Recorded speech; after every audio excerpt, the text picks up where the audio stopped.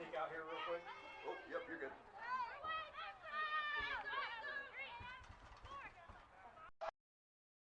Thank you.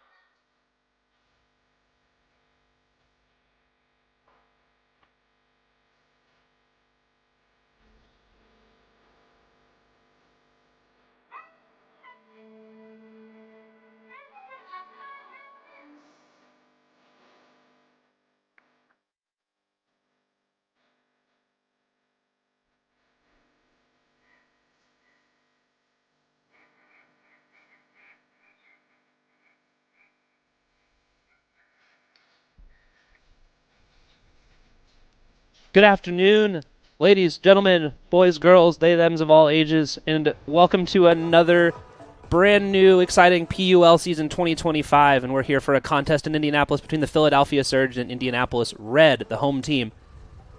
Back with you again, I'm Charlie Lowe, and joined with me is my constant partner in crime, Kristen, KK, Kovic. KK, nice to have you back. Hi there. How are you doing? I'm doing so well. I'm very excited. KK, First home game. Let's go. First home game, let's go. KK, not on the practice squad this year, but still spending a lot of time around the team, I presume. Yes, having be the partner of one of the coaches. So I get to hear a lot with that. I'm also helping out on the board this year, so lots of back-end work. Well, congratulations on joining the board, and congratulations to your partner, one John Jones, as he's known around Indianapolis. Kind of going full-time as the full defensive coach for the Red this season. We had a chance to talk with John ahead of the game, and he was talking about some of the identity for this team. Any insights that you've gotten from being around the team, from talking to John about what the Red is kind of looking to go out and do this season?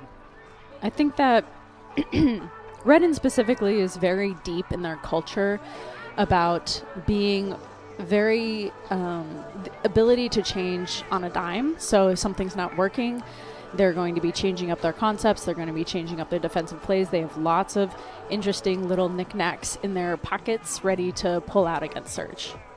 Knickknacks in the pockets. What a great way to describe the kind of tools it takes to go out and beat a team like Philadelphia. Red, having only played Philadelphia once, 0-1 in that, 0-1 kind of all-time against Philly, but, played in Philly, really enjoyed the kind of physicality in that game. Abby Swenson, one of the captains for the practice squad of the Indy Red, said that she really enjoyed kind of the way that the two teams got to kind of like go body to body against each other in that last contest. Do you think we're going to see some more of that physicality today from Philadelphia? Yes, we're going to see lots of physicality. We're also going to see, from my experience watching Surge, is high risk, high reward play. They like to shoot. They like to run deep, and so we're going to see lots of that, which also means that there's probably going to be opportunity for us to get a turn, for the defense to actually make a play, and they're going to have chances. So we'll see if Red can capitalize on that. Yeah, as we're getting kind of a look at the, Philadelphia warming up here, the Red honestly are looking for some more opportunities like that, forcing the other team to play ugly and then converting pretty on offense. Offensive conservation, let's kind of just talk about that for just a moment. What goes into having a well-polished offensive identity? You need to understand game clock scenario, first of all. I think that's really important. That's something that Red has been practicing a lot because you only get one chance. Once the clock runs out for the first 3 quarters, you get, it's possession disc, so you have to be very careful not to turn it over, otherwise the quarter ends, and that is a huge loss. You could have scored that point. So it's all possession, and they have different ways to communicate that to the players. Absolutely. Remembering, just like KK said, at the end of the quarter, the team with the disc gets the opportunity to play the possession out. Once it's done, the ball's dead. In the fourth quarter, though, we get a more classic kind of end-of-game scenario. As clock's winding down to 0, you better be taking a shot or moving it towards the end zone if you haven't been making that, progress downfield. And as we kind of get a look at the red warming up, number 4 going just off screen, Rachel Mast. Rachel is a captain for this team, but also kind of represents something I think is very, very cool about this Indianapolis Red team, which is that we may be the team with the most talent imported from around any given region, from any variety of states. Yes, absolutely. What goes into assimilating a team full of travel players? I know that the coaches really capitalize on over communication. Over communication through the Slack channel, on the field, through text message, off the field, on the field. So if you haven't said it out loud, you need to. And I think that's how you get people to gel so quickly. The number one killer of relationships is uncommunicated expectations and lack of communication in general. John laid it out for us as you almost have to date your teammates. Right. Get to know them. What do they and like not to throw? Age. Okay. Yeah, exactly. Not an age situation. We don't like that. Yes, not date your teammates, but date your teammates. Yes. Know what they like to throw. Know how they like to play. Know the angles that they like to make on it. Specific cuts. Know what they're looking for in specific scenarios. Yes. It feels like the list is endless. Well, and a specific thing, to date your teammates is, I think they did a literal speed dating during some kind of post-practice team bonding. They did some speed dating, so they literally did date each other. Just so you know. KK, luckily we've been commentating together for like 2 or 3 years at this point, so I feel like we're through our early dating phase. Yes, we're there. We've hit our stride. We've hit our stride, exactly. Yeah. So coming into this season, what's something that you're looking forward to seeing out of the Red?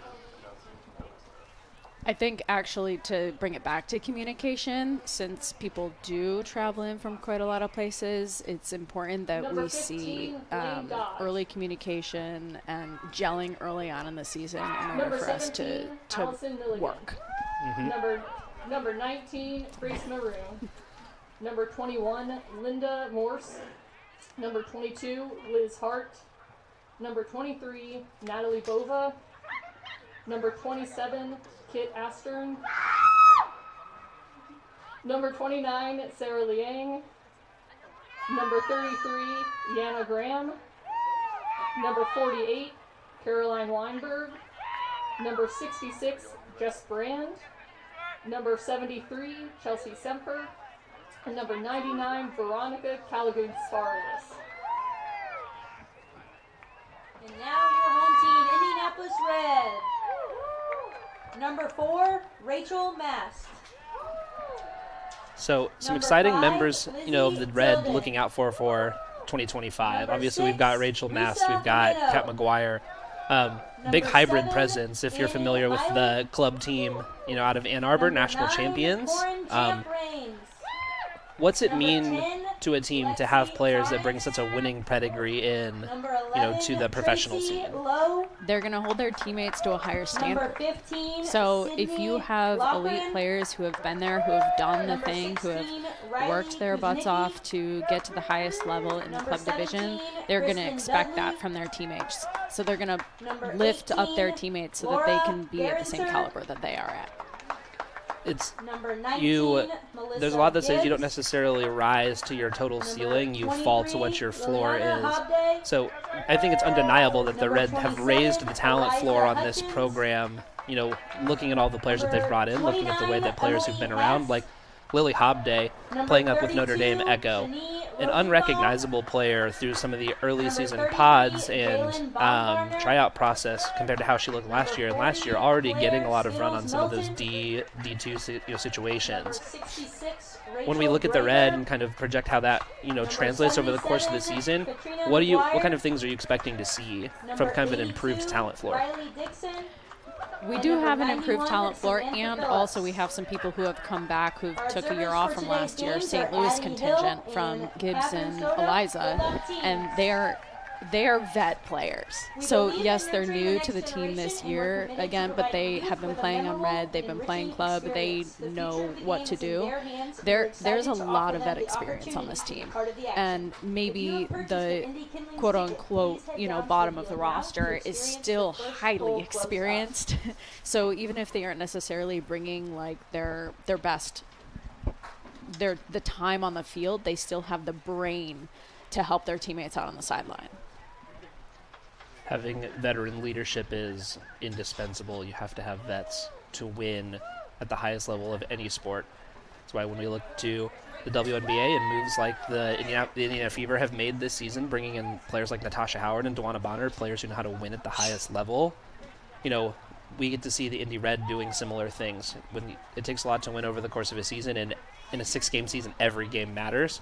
Having people who know how to play, in the the dregs of the middle of the game and know how to pull everything out at the end makes a huge difference. I also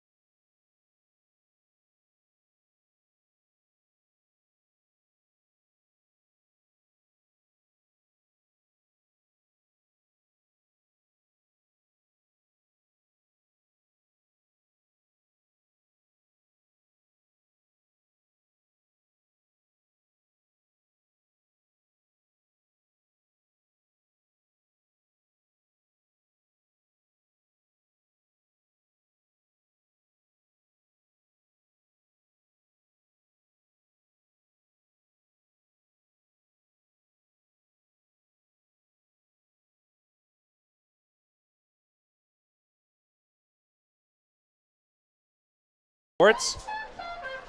This live broadcast of the Premier Ultimate League is also brought to you by Breakmark Ultimate Apparel. Go to breakmark.com to place your next custom team order or check out the PUL Athlete Collab shops. I know that I've seen several PUL jerseys popping up around the Indianapolis community. People are looking good, kind of out stunting in their super cool jerseys, so if you haven't gotten one yet, go out and get yours today.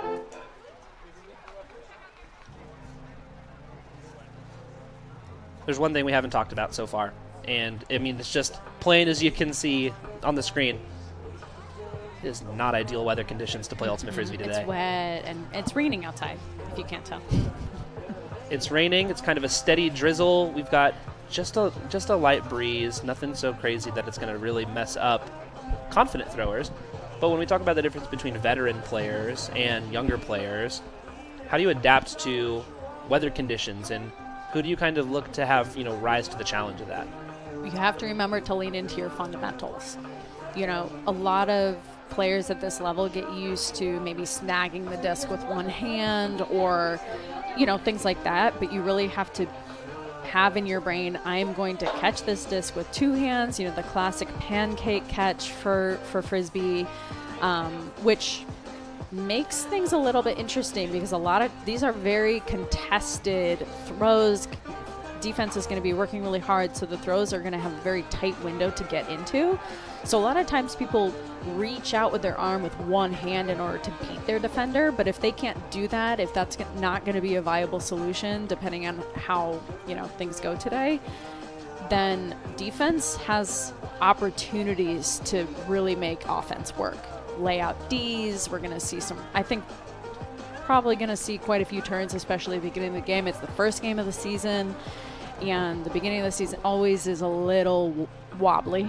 People are high adrenaline and they want to play their best, and I think adrenaline can sometimes run the show towards the beginning of the season. It's also our first opportunity. It's the first opportunity for both of these teams to play players that aren't themselves. It can be draining to see the same people every day in practice.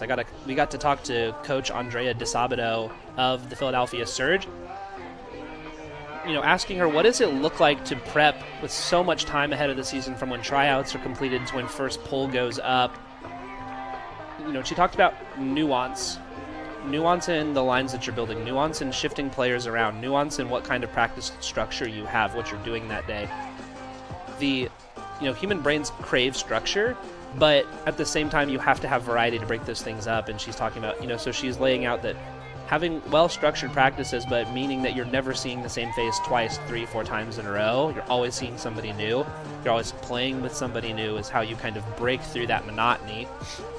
And I think you're absolutely right. Some of those wobbles are going to come out or just from hey, it's real. We're finally seeing people who we don't know what they want on defense. We don't know what they want on offense, and we have to maintain our identity through that. And as we get ready for our first pull to go up, Indianapolis Red pulling from right to left on your screen, wearing the darks with a new color scheme. Aren't they pretty? They look fantastic. Oh my gosh. This is my they first look time so seeing good. them live and in person. Philadelphia Surge will be receiving on the left side of your screen here in a second, wearing their white pinstripes. Getting a look at this D-line out there. Stalwarts like Risa Umeno, new faces like Lexi Thomas, import from Pittsburgh and Cleveland. Riley Kuznicki, Melissa Gibbs, there's our veteran presence. And the first pull is up, landing just inside of midfield. Roller pull, out of bounds. That may not look like it, but that was probably on purpose, y'all. So we have a zone coming out to start. Indy Red in their classic zone. I know they've had new personnel in the zone this year, so they've been working through that. Let's see how it looks. Taking the time to feel the space out. Emily Moeller, Sarah Liang, and Allie Milligan. Backfield presence for the Philadelphia Surge. Sarah Liang, kind of a rising star over the Frisbee community in the last few years from her run to Club Nationals with the Muddy Melons. Diving catch by Emily Moeller, digs it out of the ground, and the Surge maintain possession. That's what they're looking for, hands in that zone to try to stop those easy back and forth throws, and Risa almost had that one.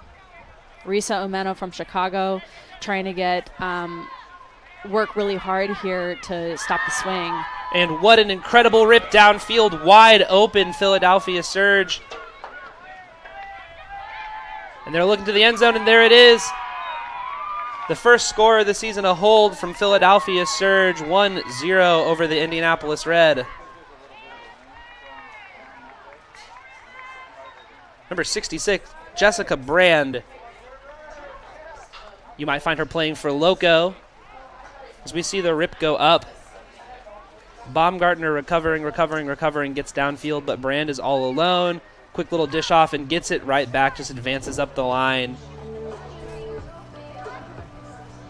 No wobbles once they settle in from the Philadelphia Surge. Calm, cool, collected offense from the time that huck goes up to the time the disc is received.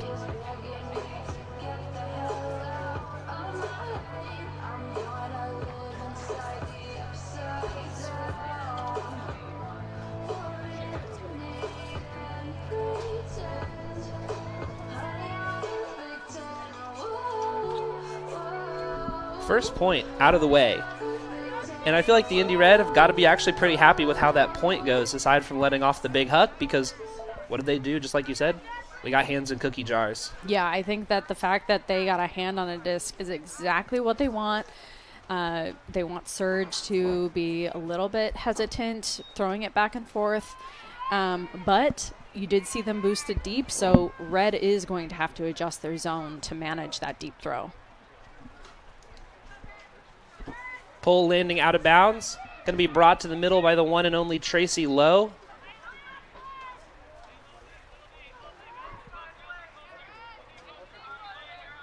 Surge is coming in on person defense to start, and T-Lowe breaks the mark immediately.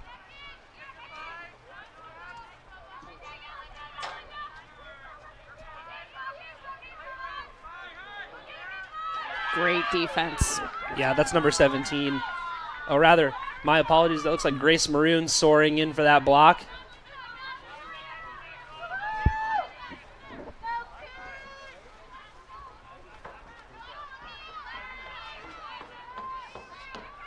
Surge working hard here to get their first break. Seal by Eliza to take away that first look, force them all the way into the backfield.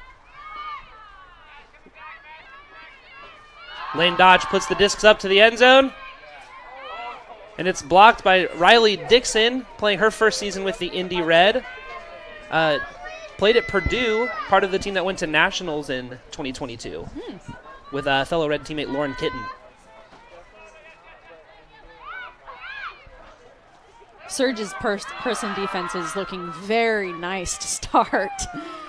Yeah, Liz Hart able to just get right underneath Shani Rosenthal and get the block there. It kind of looks like they're trying, one of their defensive they're trying to put a lot of pressure on the handles.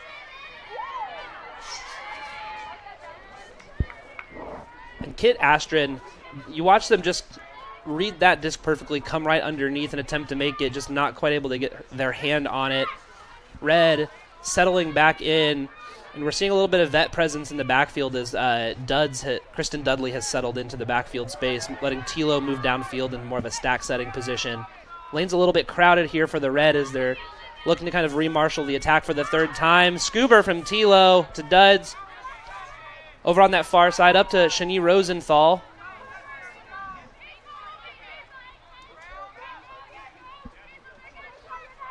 Surge does like their handler poach as well, so I think that's very interesting that they came out very tight on the handlers.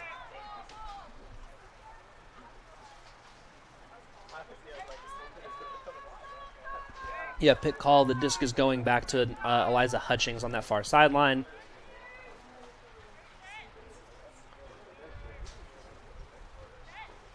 As they come out of this, the Red are going to need to clear some space in the backfield. Things are looking a little bit tight. Tilo shifts free, bobbles the disc a little bit, keeps it in their hands.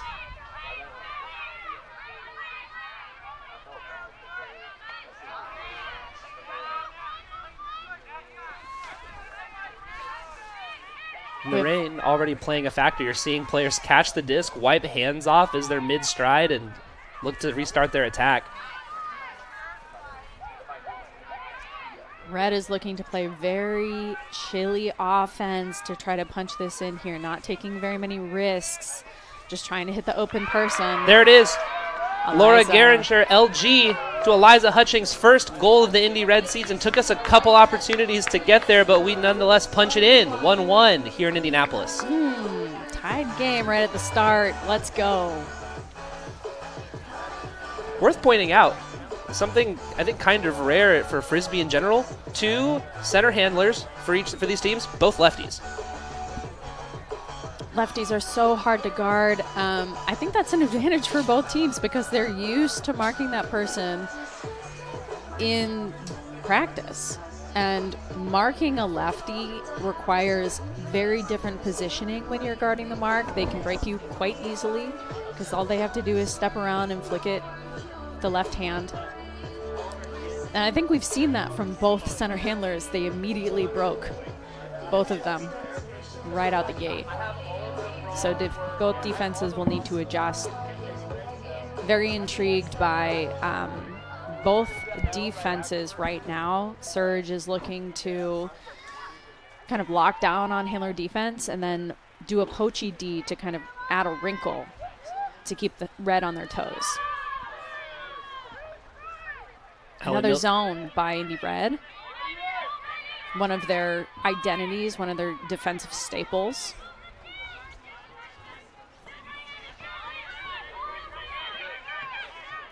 The nuances of a zone, though, can shift constantly with new personnel.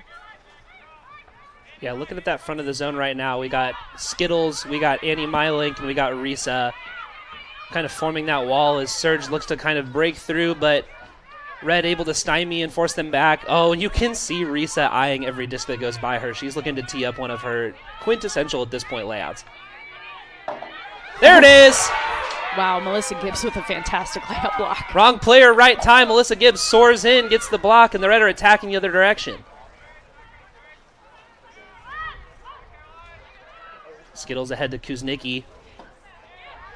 Nothing doing downfield. Surge, whether on purpose or accident, doing a good job of clogging some of these lanes, just keeping an extra person kind of flared out, but another pick sends that disc back. Something I would really like Red to do is spread out a little bit more. They keep getting clogged on the sideline. Probably a little bit of nerves. There's always contraction when people are nervous. People like to play a little bit tighter instead of giving your teammates a little bit more space. And now, like you said, we're finally starting to see some of that. The Red going back right back to that sideline. Big huck from Skittles Milton. Looks like it's on a rope. And Lexi Thomas not able to dig that one out of the ground. You want just a little bit more loft on that, especially with conditions like these. But love the attack from Skittles. And Skittles has moved to the D-line from typically playing on O-line for the past year or two. So I do know that Skittles is adjusting to that new role. But that is exactly what they want her to do. Get blocks, throw hucks. Jalen, who's usually pretty good in the air, misreads that one. Yeah, Kashiap able to just kind of wait for Jalen to misread and stay underneath that one. Surge is just moving it up the field. Lots of options. Grace Maroon with the disc in her hands. Back to Sarah Liang, marked by Annie Mylink. Red have filtered out of that zone. We're seeing Riley Kuznicki kind of chase Moeller's look across the field. Jalen right there, but the Surge able to maintain possession, but thrown away up the line. Red are going to get another opportunity for the first break of the season. Pretty long point here.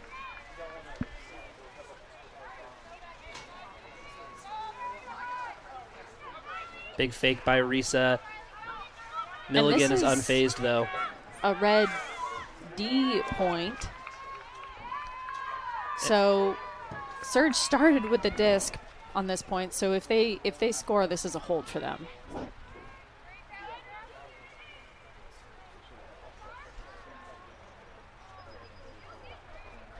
Sarah Liang seems to be running this offense on the D-line. Yeah, and nice easy lefty to the end zone. 19, Grace Maroon. Surge scores, number 29, Sarah Liang. Grace Maroon playing with, I believe, UPenn, one of the kind of premier teams to come out of the Ohio Valley this season as we look to finish our march towards college nationals in the college division. And you said it yourself, as we kind of get get our opportunity here 2-1. That was a D point. One of the worst parts of playing defense is when you do a great job and the point is long and you get looks at the end zone, it can be so crushing to not put those breaks in. But if you've done a great job, another way to kind of recognize that success is you've kept the other team's offense on. You forced them through multiple looks. You get to both retain the information that you learned about, how they approach offense, what they're going to do when you get to throw out different defensive looks. But you're just forcing them to turn legs over and over and over again. I think if I'm on the Indy Red coaching staff, that is a successful defensive point. You were able to get a turn. You made them work very long. It was a very long point. And now the offense is fresh to come on. I'm very excited and pumped up about this Surge defense, though. They are looking to grind and work really hard. Their defense has been so good and tight, which I love to see. A little bit low and away from Tracy Lowe there to Shani. And we're going to get a look at the Surge D-line offense. Number 27, Kit Astron picking up the disc, centers it immediately to the middle of the field. Ahead to Linda Morse. Linda took a break from playing with Philadelphia teams last summer and spent some time with Pittsburgh Parcha with teammates Allie Milligan and Sarah Liang. Disc advanced up the field. That's 99 Veronica K-Spa is what they call her. 27 working up the field. Kit Astron. Big disc, wrong team. Shani able to get underneath that one for the Red. And Tilo, hands as sure as they've ever been, picks the disc up, rips it downfield. Rachel Mast all alone. No! K-Spot able to get in there and get a hand on it. Looks like a little bit of conversation going on. Looks like there's a foul called, but I am so impressed by that defensive play. Yeah, as we get a look at that, Rachel felt comfortable, didn't hear the steps behind her, and definitely looks like there was some contact from K-Spa as the disc came in. Looks like the call was retracted. Yeah, sometimes you just need a moment to kind of feel through the play in your head after everything is settled. Really like the integrity from Captain Mast to pull that call back.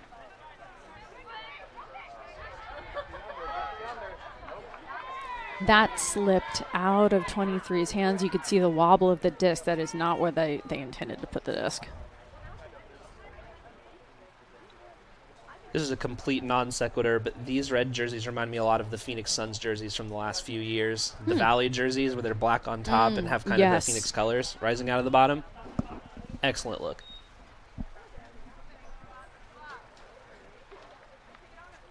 Love to get excited to show off your team's colors, your team identity. And it was a whole rebrand this year. So really love how it turned out.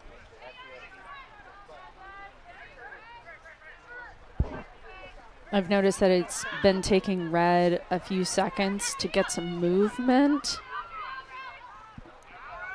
going right when they pick up the disc. Looking for them to spread the disc to swing it side to side to create some space for their cutters.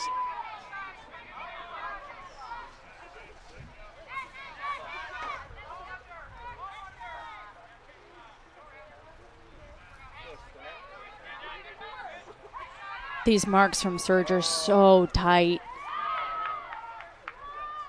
Not quite in for Eliza Hutchings. Swings the disc back to LG. We're inside of a minute, so the Red will get to maintain possession when the clock expires. Love Rachel looking to the other side, but well stifled by the Surge. Ooh, Tilo wants that around break, and they've got one of the best in the business. High floating disc. Rachel Mass underneath it. Takes some unnecessary contact from the Surge, but nonetheless comes down with it. That's a score for the Indianapolis Red. We're tied at 2s. That lofty throw up over the defender so only Rachel could get it in the air. That is skill. That's not by accident. That is purposeful. Yeah, as we get a little bit of a replay here, Tilo just comes into the middle of the field. We watch her fake the around. And like you said, high lofting backhand. Rachel just has to wait underneath it, pop up a little bit. Double coverage, though, by the Surge, so... And we're going to take an opportunity here to recognize one of our sponsors. City Yoga School of Yoga and Health is a locally owned yoga studio nestled in a peaceful residential neighborhood in downtown Indy. Take a break from the grind and focus on your well-being this summer. Use code RED25, all lowercase, at checkout and enjoy your first yoga class for free. Scan the QR code to book. KK, is it true that every now and then we can still find you teaching a class or two at City Yoga, or is that no more? Oh yeah, I manage the studio, so I'm there a lot, and I teach 3 classes there. So come and see me. I'd love to have you. If you enjoy the dulcet tones of our own KK, go and experience them firsthand at City Yoga. Tied at 2s, Allie Milligan loads up the hook, doesn't take it. There was a miscommunication for Indy Red and left someone going deep. I'm actually shocked they didn't put it. Last 10 seconds left in the quarter. Allie Milligan looking to shake free. Lily Hobday pestering her in the backfield space, doing a great job. Absolutely no airspace. We're at 0-0. It's all possession here for the Surge, and all the Red need to do is force a turn. Surge does not need to take any risks here. They can take... And there it is. A bobble and a drop. And that is the end of the quarter. They were trying to play conservative, but just... It's wet outside. Can't control that. And these are the wobbles that we were talking about, KK. They show up when you least expect them to. You got to practice these end-of-quarter situations, but you can't control the weather, and if you don't do a good job of synthesizing those two things, you get situations like that. But nonetheless, tied at 2s here at the end of the first. An excellent contest so far. We're getting lots of turnovers, some great defensive play, lots of fireworks there, and also a lot of opportunities for the teams to work on these things together. We want to take an opportunity and shout out all of the fans here braving the weather and sitting getting soaked in the stands. Glad to have all of them here with us supporting the team. No one on the far side, can't say that I blame them.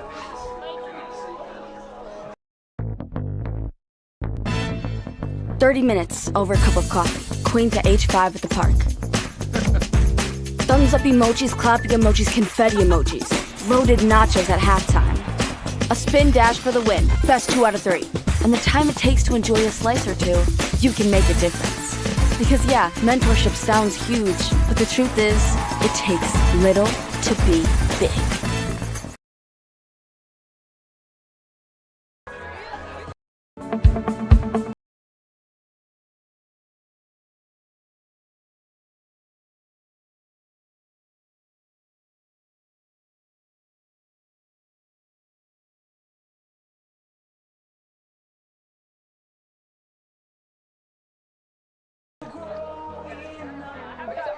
And we're back here at the end of the first quarter, going into the second quarter.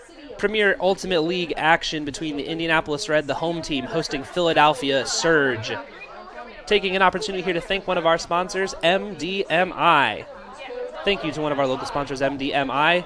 MDMI specializes in the design and implementation of tailored data management solutions to unlock the power of data.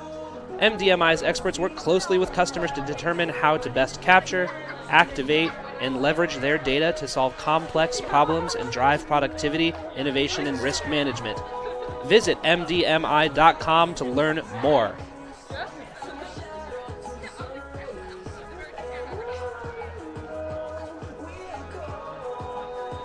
We would also like to thank GU Energy, or GU Energy, for your in-kind product donation to this year's athletes, and Tappers Arcade. Thank you to our fire sponsor, Tappers Arcade on Virginia Avenue. Looking to play a wonderful selection of retro games? Check out Tappers Arcade. Everything you want, from the NES to the GameCube to Miss Pac-Man, Galaga, and more.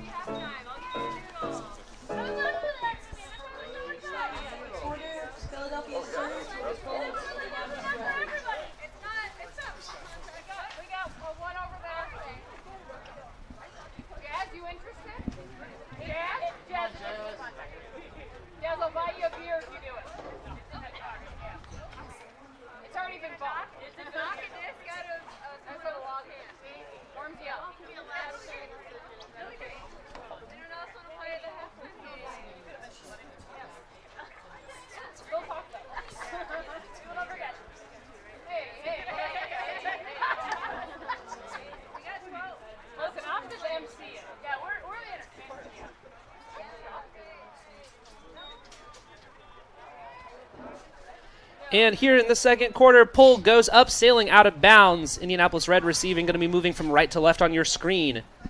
Tied at 2s. Picking up for the Red, LG, walking it to the middle of the field, sharing the backfield with Duds and Tilo. Surge coming out with what looks to be a poach.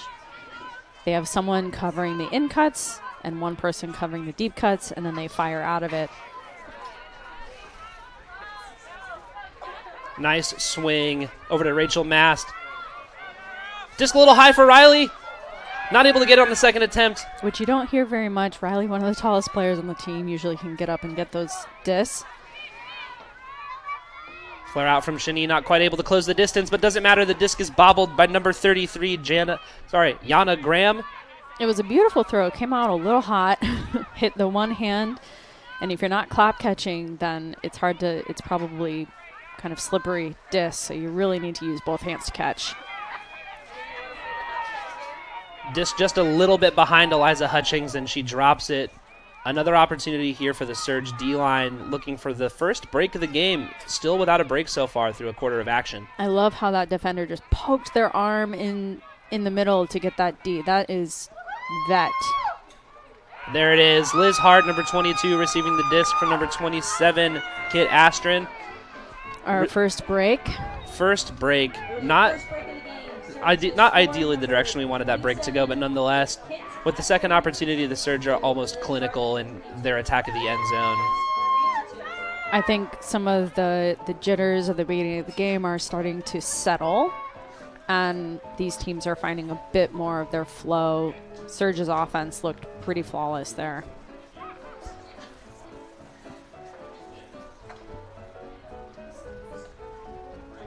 This live broadcast is brought to you by the Premier Ultimate League. The PUL is a 501c6 nonprofit. This league has been community funded since day one, and we are so grateful for the support.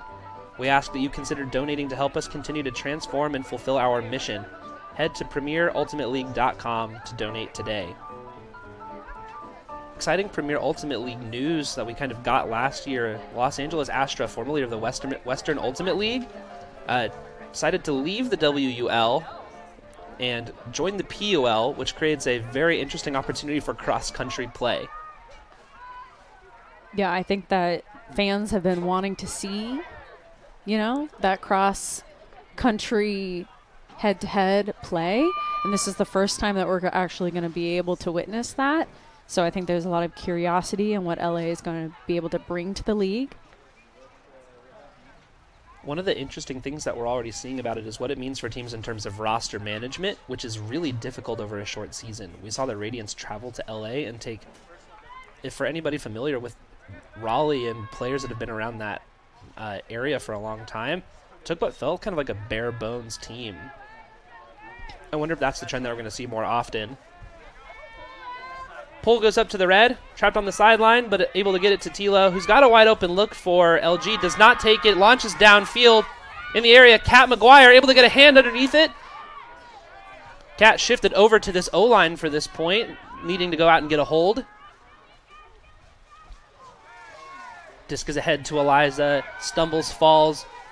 The Surge are going to get another opportunity, but they have to go goal line to goal line this time.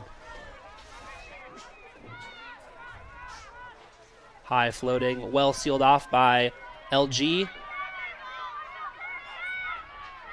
Pursuing maybe just a little bit hard to that outside. Disc hits the turf.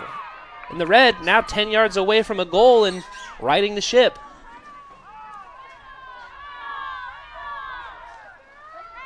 Tilo taking their time, walking up to the disc. Head to hybrid teammate Kat McGuire. You can see that Surge is forcing forehand, the righty backhand. So they're trying to take Tilo's lefty away. Yep. Is that concept there. And there it is. LG, shown as having a foot on the line, says fine, I'm good with it. Takes the opportunity, dumps it off to Kat McGuire, a yard or two into the end zone, and the red right the ship. We are tied again at 3s.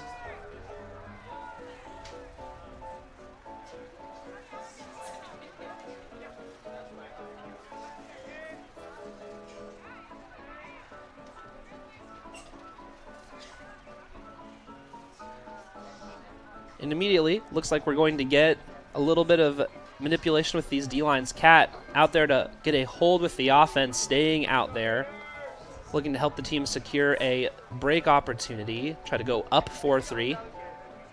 Joined by Lily Hobday, Melissa Gibbs. And we're going to take a moment to do a quick recognition of everyone's joy photography. UND sports team photographer and Indy Reds official photography company. Doesn't matter what you need, we got you covered at any event. Find us on Facebook, IG, or online at everyone'sjoyphotography.com.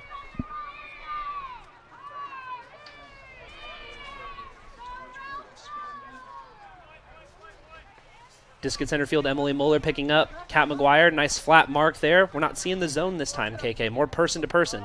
Yeah, I think they... Wow. No call. What happened there? Just looked like they tried to put a little bit too much extra shape on that. I think the wind might be picking up a little bit because we've seen some, based off of Kat's pull, it didn't go that far. Usually she can go further than the 50-yard line, but it seemed to kind of roll back towards the the Surge end zone. Champ Pruitt ahead to Riley Kuznicki. Nice wide field shot over to Lily Hobday.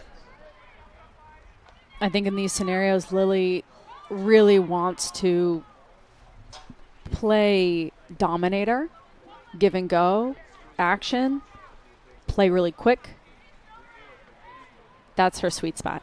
And in weather conditions like this, you have to wonder what the merit of that would be, as the throw up for Lily, but blocked by 22 Liz Hart for the Surge. Really safe play by Liz to get into the space before the offense could get there. Even though they weren't looking. Huck up for Rachel Alfano, not quite able to get there. High risk, high reward. Like I was saying earlier, they're looking to boost it. They're trying to get it close to their end zone so they get a turn down here near their end zone. Disc well read by Champ Rains. Attack to the middle of the field ahead to Riley Kuznicki.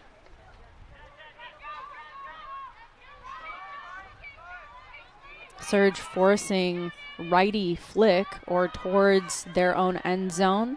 So red is trying to keep it on the high side, furthest away from their sideline. Wow. And I'm really loving, honestly, the defensive sets Stall in the called. backfield. Stall is called by the Surge, Natalie Bova on the mark there.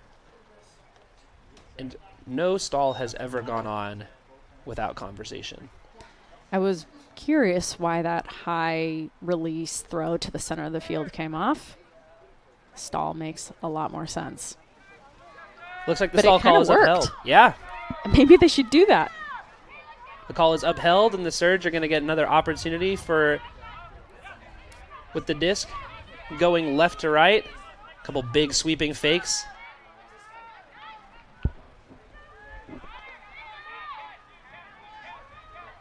Stifling defense from Kat. Still got it off, though. Working in tight windows, Surges. Full sellout defensive play by Gibbs. Inside to Bova, but Bova's got nowhere to go with it. Swings back to Linda Morse. Wow. Not able to dig that one up and Tried to out. catch it with that one hand. It doinked right off of their palm. And let's talk about how Linda, one of the only players in Frisbee who could honestly earn 2 attempts at the same disc.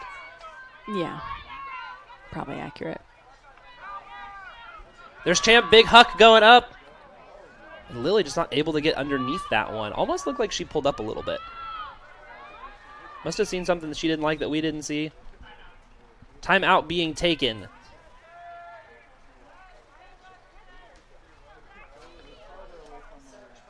Philadelphia Surge taking a timeout here. Timeout on the field.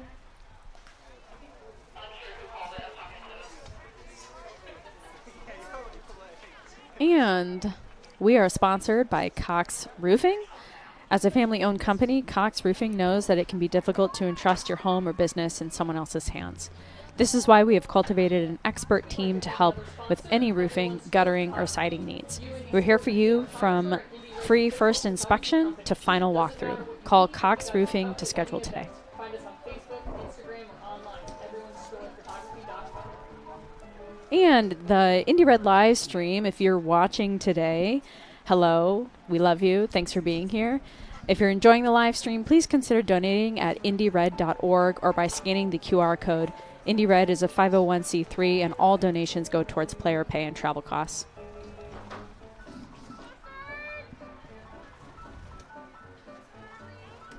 Philly Surge taking this timeout and employing one of the, honestly, timeout rule I wish we could see more places more often, and using this chance to sub in some of their O-line. We see Allie Milligan back out there. We see Emma Moeller back out there. Sarah Liang picking up the disc. Grace Maroon out there as well.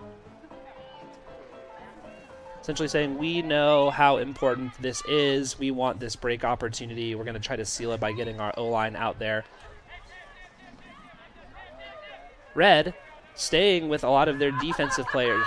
We see Mylink, Rains, Kuznicki, Hobday, all of the same people still out there. Kat McGuire haunting the deep, deep space, making sure nothing goes up. Definitely going to yield a little bit of height if Moeller leaks out like she's showing currently, but it'll be interesting to see the way that this zone tries to stifle this offense. High ceiling throw from Milligan. Moeller able to get underneath it. Kat sold out for it. Huck goes up. 2 people in the end zone. Are they going to keep it in? It looked close. We have a player calling it in. Observer hasn't said anything just yet.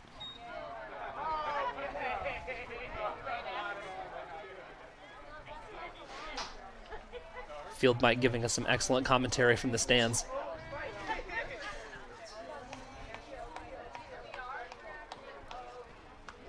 I love Kashiap's dedication to keeping her arms in the air, signaling the goal. It reminds me of pro basketball or college basketball when someone tries to do a block. As we get a replay. Oh, I think that far foot was out of bounds. Yeah, I do think so too.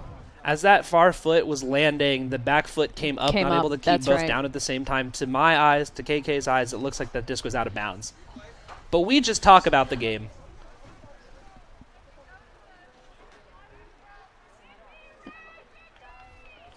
It's close, but I do think that it might have been out of bounds. It's tough for the observers to read that. I think that letting the observers leave it to the players is probably the wise call. And the disc is going back. I think that's the most neutral call that can be made.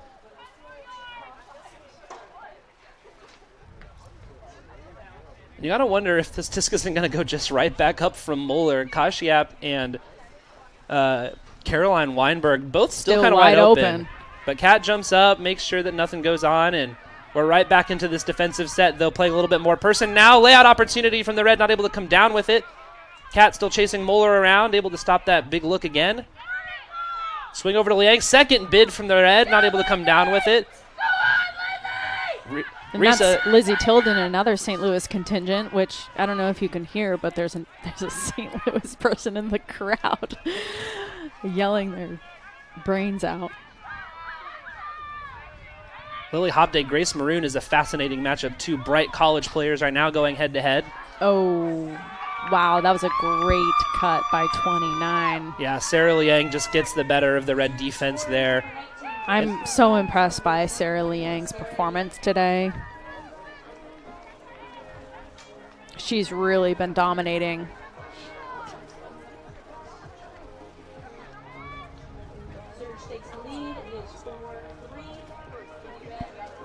Sometimes people say that you got caught in a blender.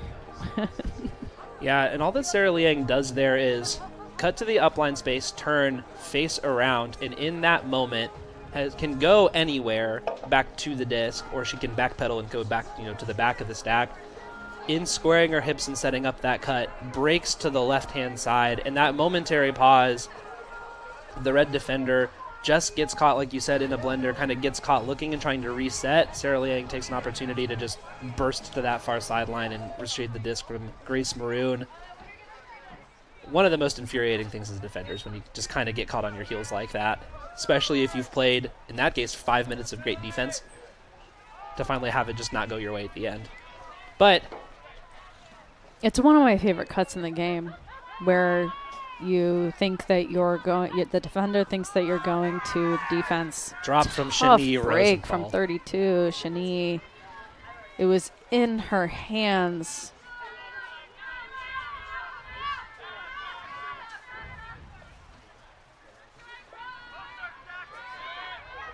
Great leading pass from the surge. Huck goes up immediately from Astrid. Rosenthal, red players in the area, and coming down with it is LG, the who just tallest stands person tallest. in the pack. I don't even know if she jumped. Getting our first look at Emily Hess with the disc in her hands today for the red. Disc is dug up and out by Tilo. Got LG for free, moves it up the field to Shani Rosenthal. Streaking downfield is Squid Logren, but disc doesn't go up to her. And the red are not getting a lot of these continue looks that you generally look for in, the basic Frisbee meta. Yeah, it kind of looks like hands are doing a lot of the heavy lifting right now. But because the cutters are close to the sideline, they need to spread their cutting way out so that they can swing it side to side, create more space. And we know that the wind is playing a factor. You don't want to get trapped on the low side of the field. You want to have more of the field to work with. So not necessarily surprising that the red offense, the Philadelphia offense, are trying to keep the disc pretty centered up to the high side. Disc is ripped upfield and just plucked out of the air by Liz Hart. I think I also just saw Surge switching their mark. I don't know if they're trying to force middle or if they're just switching randomly to put red in a confusing position. Natalie Bova ahead to Morrison. Nobody picks her up, but she's got free looks and just no one to look at.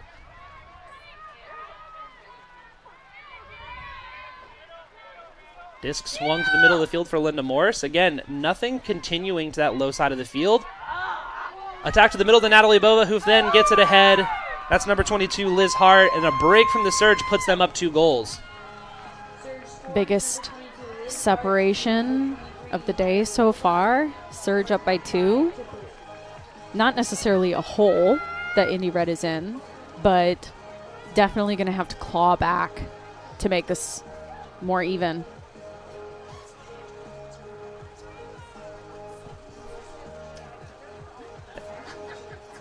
That's our first upwind score of the day. We've only seen downwind scores so far. It's Philadelphia, first team to break to that upwind side and score to that upwind side. Red taking a timeout. We're going to take a quick break here, and we'll be right back with more action. PUL Indy Red versus Philadelphia Surge. At the ACLU of Indiana, we're Hoosiers, just like you. Hoosiers who believe in the power of action, who stand up, who speak up, who show up, who lift up the voices of others fighting for what's right for all of us. Hoosiers who fight injustice in the courts, in the State House, and in our communities. No matter who you are, the ACLU is defending your rights. A better Indiana doesn't just happen on its own. That's why we need you. Welcome back. 2 minutes left in the second half in this contest between Philadelphia and Indianapolis. Philadelphia, first break of the game and first upwind score of the game, putting themselves up 5-3 on the Indy Red. Indy looking a little bit out of sorts on the offense, very, very stifled, especially in the backfield. Credit to Coach DeSabato and the rest of the Philly staff for really clamping down on those marks. Swing looks are not coming easy, and space in the middle of the field is at a premium for Indy. We're getting a lot of these deep looks, and the athletes in Philadelphia are able to go in and kind of swallow those right up.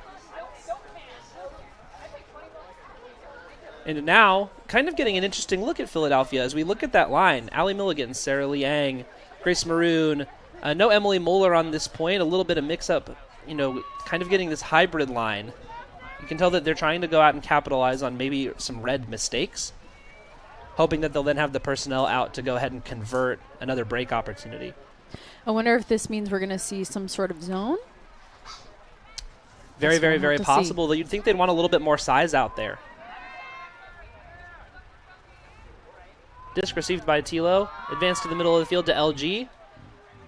It does appear to be some sort of zone. And there's the hammer from Tilo ahead to Eliza to break Hutchings. It right away with a topper, which, love to see that.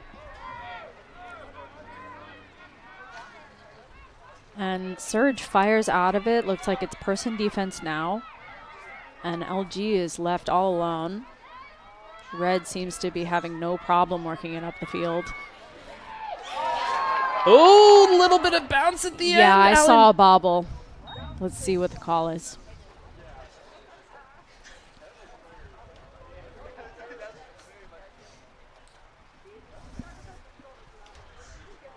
Well, we did have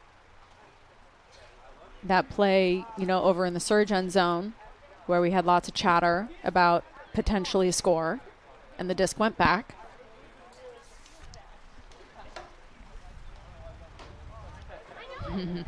I do think that the disc hit the ground when she hit the ground. The classic turf monster. You need to stop rotation and hold the disc all the way through, right? You do need to maintain possession all the way through the ground, and it looks like that's the result that we're going to get is a send it back opportunity here. So we got one mulligan per team so far.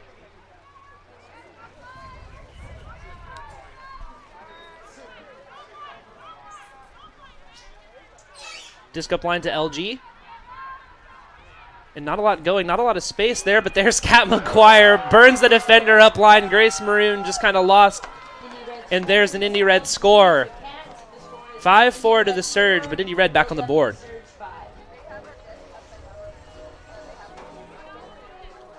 LG puts a flick on a rope to Kat. No shape on it, just zing. Well, looked like it was actually a nice round throw. It's hard to tell depth-wise from up here in the booth. Let's talk about the patience that Kat McGuire displayed there. Initially, when that disc first goes to LG, Sarah Liang for the Surge is sitting in that space, kind of 5 yards off the defender. Lots of room to go in and stifle one of those upline cuts. Kat just stands in the space, so patient, waits for the stack to settle, and in doing that, Sarah then stops the initial look or maybe two, has to sink back onto her defender because they don't want a swing opportunity if the disc is moved to the middle of the field, and Kat takes that opportunity to strike, blitzing up the line, losing Grace Maroon in the process and scoring. It's the kind of patience that you look for, from your veterans, from your high talent, high ceiling players. And Kat, one of the best in the business at just finding the timing in the space. Lane Dodge advances the disc up ahead to K-Spa, back to Natalie Bova. Lot of space being chewed up by the Surge right now on these cuts. Crowded space, but it's teammate on teammate contact. They talk about it, they shake it off. K-Spot with the disc in her hands.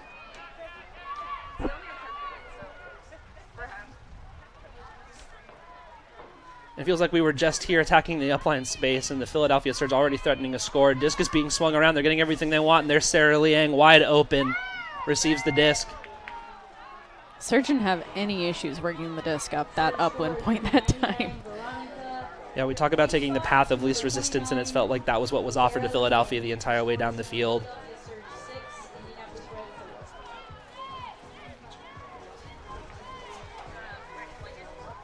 Midwest weather continuing to work at its finest. All rain, no wind, as we've shifted a little bit in our weather conditions. I've never seen a flag sit so still in my entire life. It's also damp. Hard to tell exactly.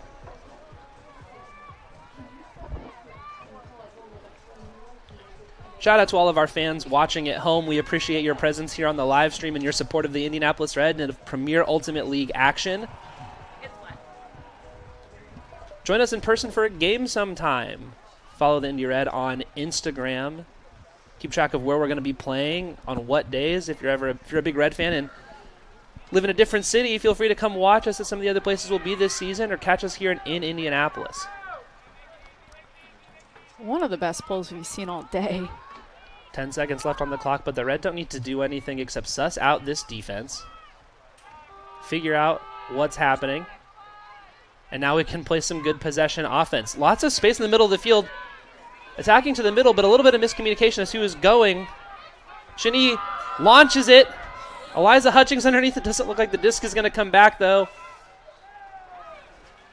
And poked away by the Surge, Emily Mueller. Kind of disappointed by that decision. You don't have to put a big throw up. You just need to play possession disc, since you get one chance to score, and putting up a 50-50 ball, especially with that matchup, isn't probably the choice I would make. Eliza Hutchings is one of the fastest players on the team and one of the fastest players in the league in general. She cuts with so much power and with so much decisiveness that she's kind of a thrower's dream target. I can understand the look, but with weather conditions going on, I have to agree that, you know, in situations where execution may be more difficult, playing possession-based game, when you have unlimited time, essentially, is not necessarily a poor decision.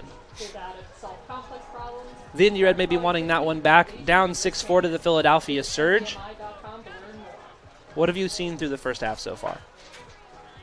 Red offense is playing a little bit too close together. I'd like them to spread the field. I think I've seen vertical stack from them quite a lot. Maybe a horizontal might help spread the field a little bit more. Red's defense is looking really spicy. So is Surge's defense looking really spicy. I'm loving the fire from both defensive sides of gameplay. Surge seems to be settling into their offense. I'm really excited for a nice close game here. What about you, Charlie? I think for me the name of the game is execution through uncontrollables. And Philadelphia is doing it better. The weather is having the effect that it's going to have. You know, coming out and saying, fine, we're going to rely on our fundamentals, something that Coach DeSabato told us was going to be one of their focuses, is the difference. They've stayed more committed to their systems. They've made, stayed more true to their identity thus far, and it's shown the difference in this, game that might feel low scoring for what we know both of these teams are capable of, but with lots of turns or what's going to happen, whoever's able to kind of play their game the best is always going to come out ahead. We're going to take a quick break. We'll be back with more PUL action here in just a moment. At the ACLU of Indiana, we're Hoosiers, just like you. Hoosiers who believe in the power of action, who stand up, who speak up, who show up, who lift up the voices of others fighting for what's right for all of us. Hoosiers who fight injustice in the courts, in the State House, and in our communities. No matter who you are, the ACLU is defending your rights. A better Indiana doesn't just happen on its own. That's why we need you. 30 minutes over a cup of coffee. Queen to H5 at the park. Thumbs up emojis, clapping emojis, confetti emojis. Loaded nachos at halftime. A spin dash for the win. Best 2 out of 3. And the time it takes to enjoy a slice or two, you can make a difference. Because yeah, mentorship sounds huge, but the truth is, it takes little to be big.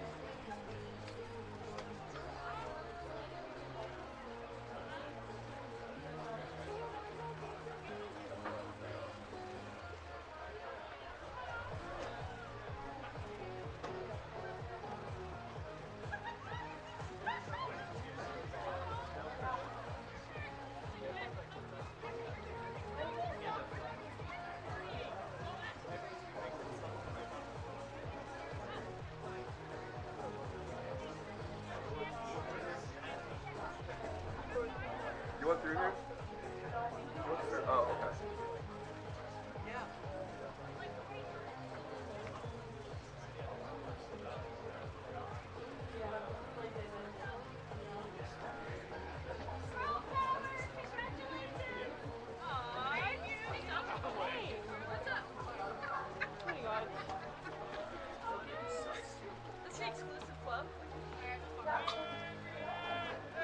So cute. Hi. How is it out there? Warm. It's a little chilly. Yeah, you don't look like you're in that many layers.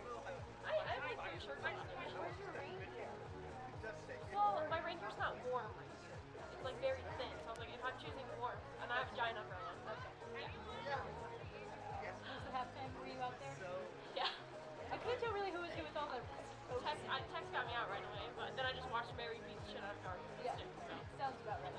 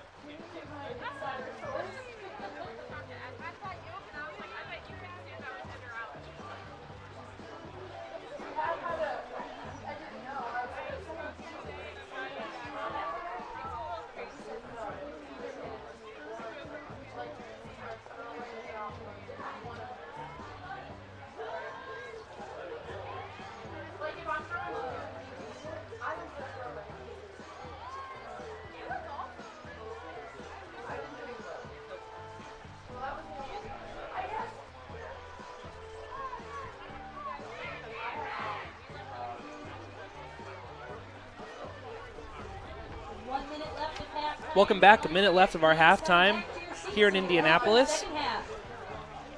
Premier Ultimate League competition between the Philadelphia Surge, hosted by the Indianapolis Red, currently 6-4 to Philadelphia. And we're going to take a moment to come hat in hand, break mark, be ultimate or otherwise, to ask that you donate to the Indy Red. If you're enjoying today's stream, please consider making a donation at indyred.org or by scanning the QR code. Indy Red is a 501c3, and all donations go towards player pay and travel costs. It is not cheap to play Frisbee. Anybody who has played Frisbee knows that. It's very much a passion project for all of us, and we appreciate your time watching, your time here attending, and anything that you can give makes it easier for our players to continue operating at the highest level possible.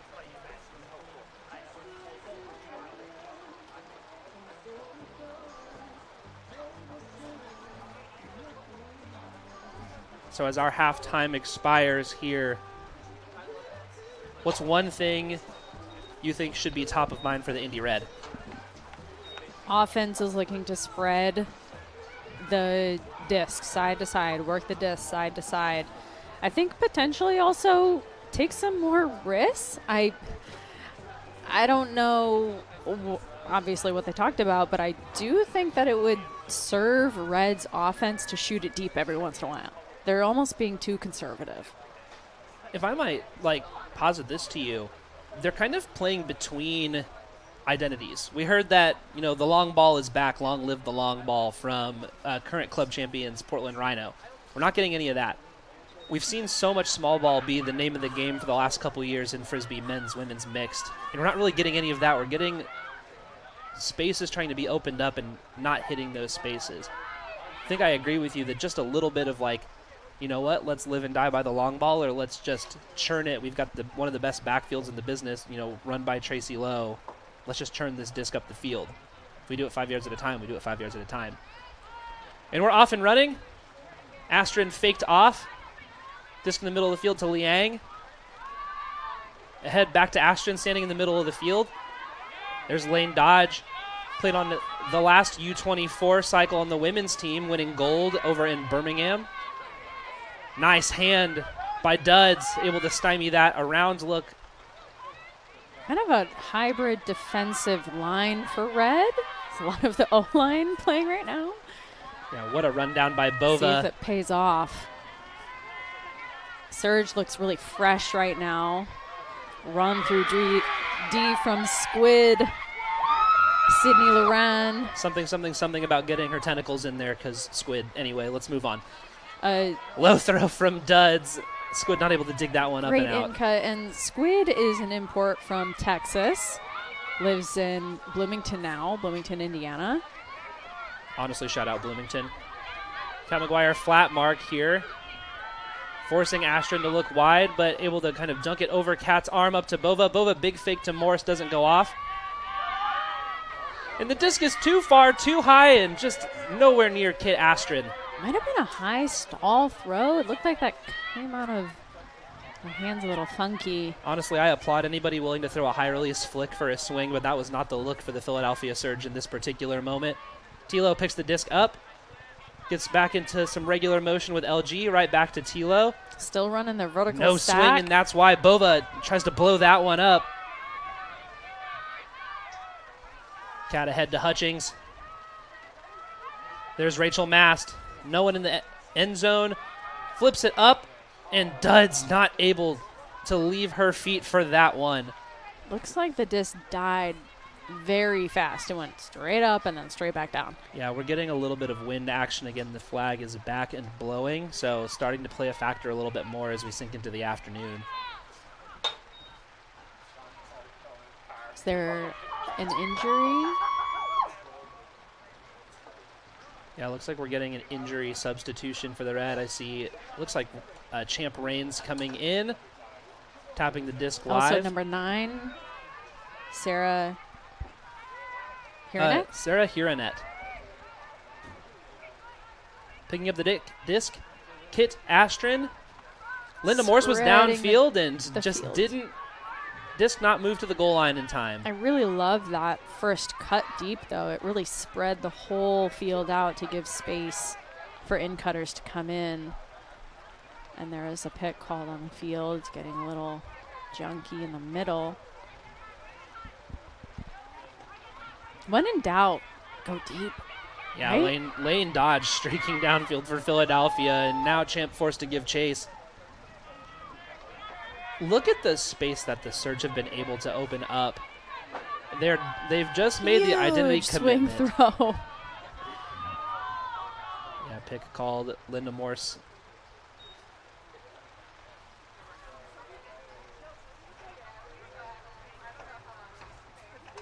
Shout out to observers, Soto and Addie. First time observing today. Thank you for being here. We appreciate you both.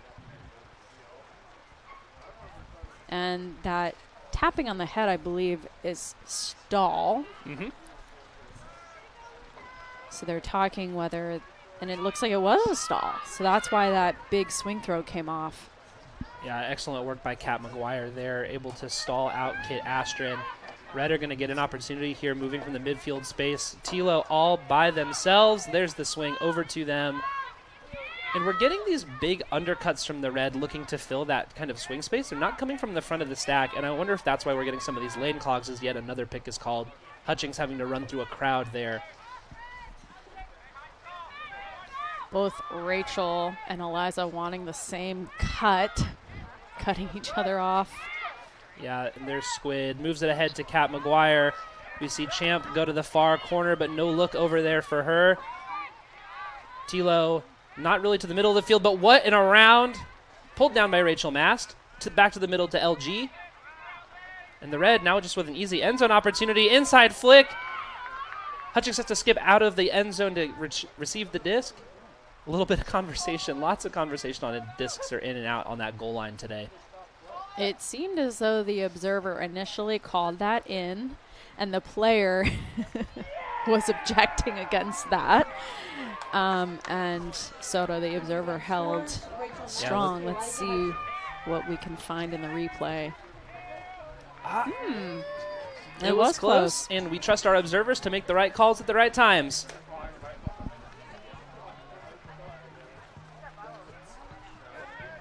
No more mulligans, I guess.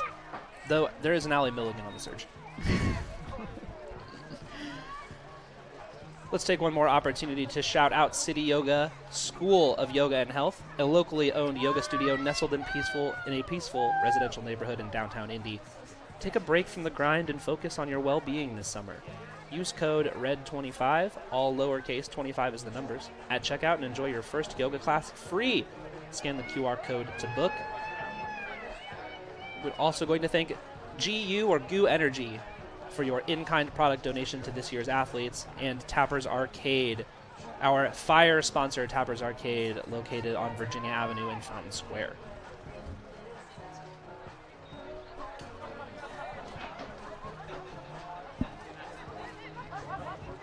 And the pull is up for the red and kind of right back for the red. Excellent field position for the surge, about 20 yards out. Emily Mueller picking up the disc.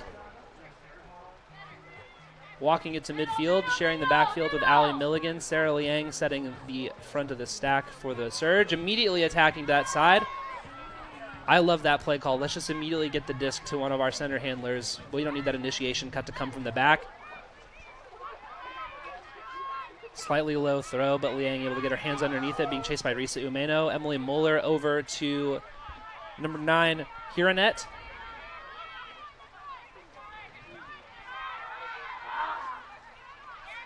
Beautiful break throw. 19-17, right in the middle of the field. Back to 19, Grace Maroon. Kind of stuck over there on that sideline. Foul called. Emily Hess hitting the ground there. Doesn't like the contact with the surge player. Maybe some unjustly earned space. I believe that's Lexi. Oh, that is Lexi. You're totally right. Sorry, Lexi. Shout out to Cleveland, though. Oh. And get caught looking. Yep. After a little bit of contact. That can be tough, you know, when there's a play called, you get just stagnant, flat on your feet, and then the disc gets called back in, and you have the offense ready to make the cut that they want to make, and offense definitely has the advantage in that scenario. Yeah, we see Grace Maroon fake the up line, and the red defender, instead of being able to, because the play is so fast, instead of being able to swing their hips around to go with, cheats to the other side. Grace Maroon, all that she has to do in that moment is then come right back for the disc. Still within 2, red is. We haven't had a bigger lead than that, right? No greater than 2 right now. But the red will need 2 breaks over the course of this contest in order to fully take the lead back. Well, if there's anything I know about red defense, is that they have the personnel, the grind, the fire, the ability to get 2 breaks. I would love to see a close game at the very end here. New personnel, swing over to Sammy Phillips, but disc pops out of her hands, hits the ground. Another scenario where the disc is probably a little slippery, because it did hit her in the hands.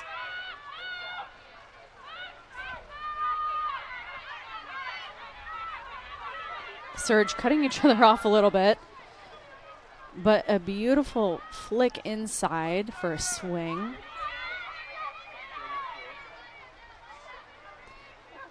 Kid plays with so much poise, just so chill. That's what you want in an offense. Yes. Big swing around to Astrid. No one on the far side, back to the middle of the field.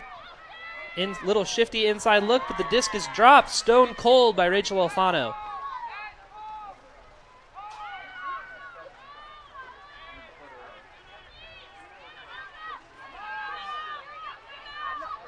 No airspace at all for Rachel Mast, but frees up Kat McGuire for the same undercut. Big around, over to Shani Rosenthal. Mast looks for the disc back, forces back to the middle.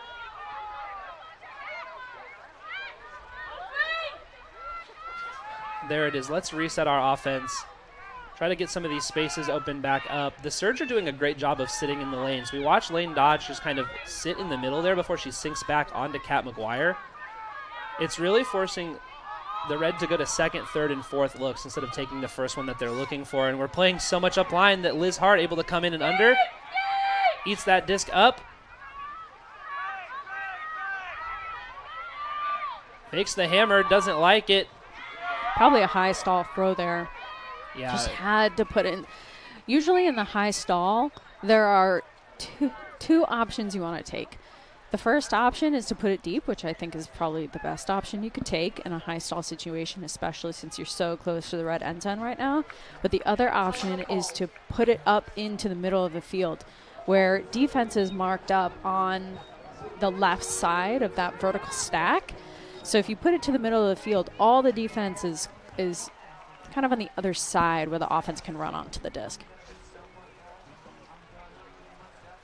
During this timeout, we'd love to thank our sponsor, MDMI. MDMI specializes in the design and implementation of tailored data management solutions to unlock the power of data. MDMI's experts work closely with customers to determine how to best capture, activate, and leverage their data to solve complex problems and drive productivity, innovation, and risk management. Visit mdmi.com to learn more. And we are sponsored by Everyone's Joy Photography. Everyone's Joy Photography, UND sports team photographer, and Indy Red's official photography company. Doesn't matter what you need, we got you covered at any event. Find us on Facebook, Instagram, or online at everyone'sjoyphotography.com. And let's shout out Cox Roofing, a family-owned company. Cox Roofing knows that it can be difficult to entrust your home or business to someone else's hands.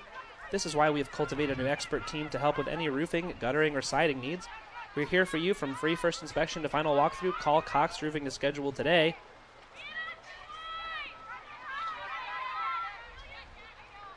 Big swing to the middle of the field. We've had some O and D line shifts during the timeout, but a drop from the Philadelphia Surge. And several drops, throws right to the chest. You see the players trying to warm up the hands, trying to jump, trying to keep themselves warm. When your hands get cold, it's hard to move your fingers. Yeah, touch is one of the first things to go. Rachel Mast, incredible dive, but she is down on the ground. Looks like she's grabbing at her shoulder.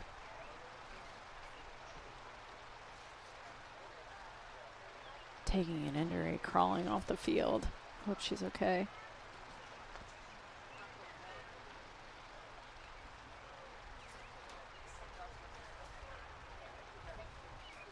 Looks like she's slapping hands with her teammates, so maybe she just needs a second.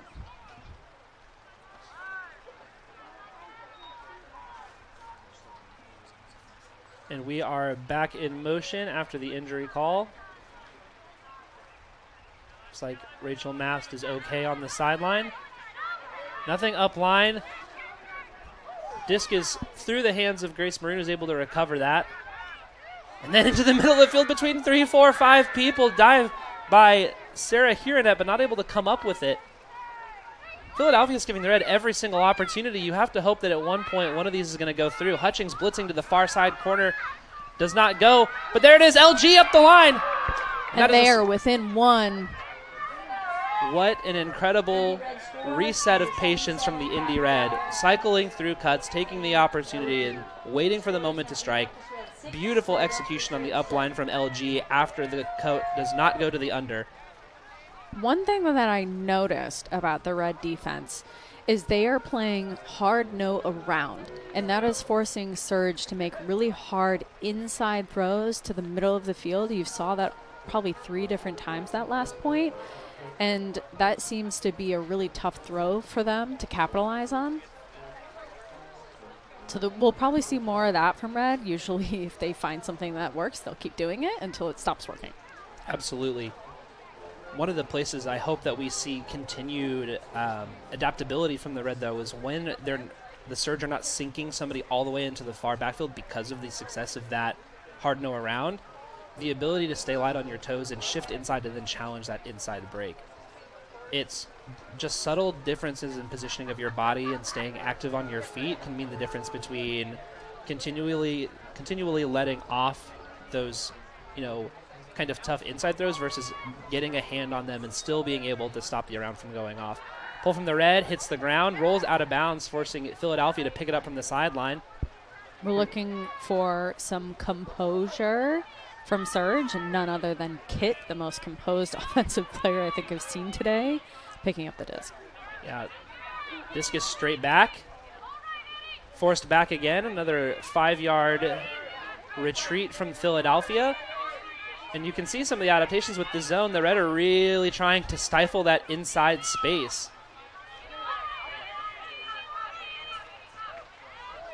Able to finally break through, though. Philadelphia get to Alfano. Disc dropped by Astrid. That zone is looking really interesting. And I liked the swing opportunity from Hobday, but just not the execution we're looking for. Timeout taken. You can see a little bit of disappointment in the body language of the Surge. You got to think they wanted the fast break opportunity. They wanted more time to try and make it work, but I think their coach was like, that wasn't what I wanted. That isn't the look that I wanted. They kept getting stuck over here on the sideline, probably looking to bring maybe another handler back so they can have 4 handlers back to help in the backfield. We're going to take a quick break, and we'll be right back here in Indianapolis. At the ACLU of Indiana, we're Hoosiers, just like you. Hoosiers who believe in the power of action, who stand up, who speak up, who show up, who lift up the voices of others fighting for what's right, for all of us. Hoosiers who fight injustice in the courts, in the State House, and in our communities. No matter who you are, the ACLU is defending your rights. A better Indiana doesn't just happen on its own. That's why we need you. And we're back.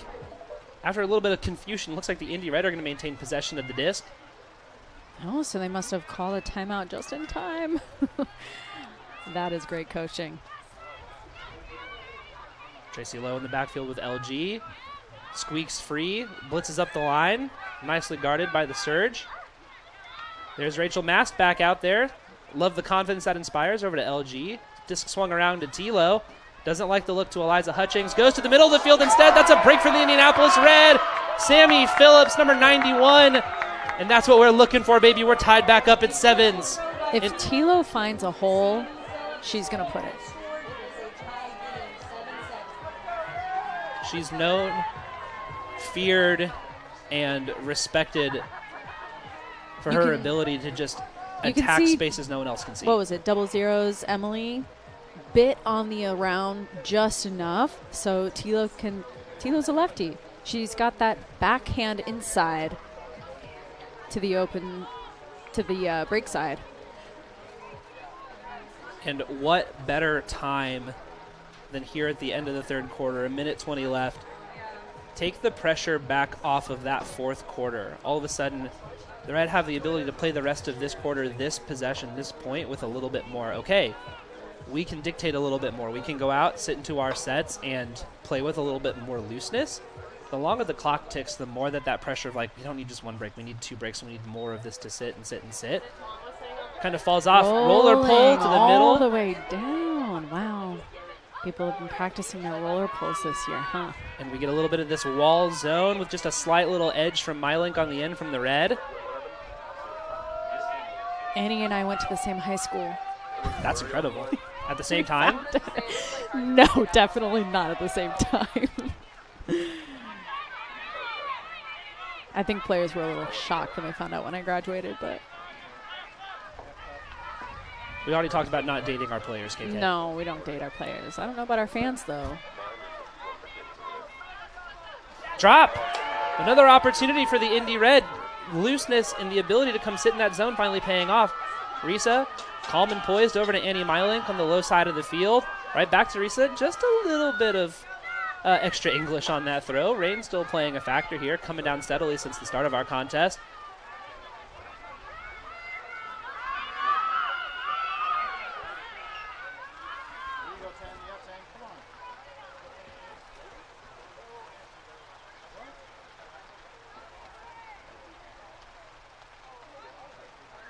A little bit of extracurriculars downfield.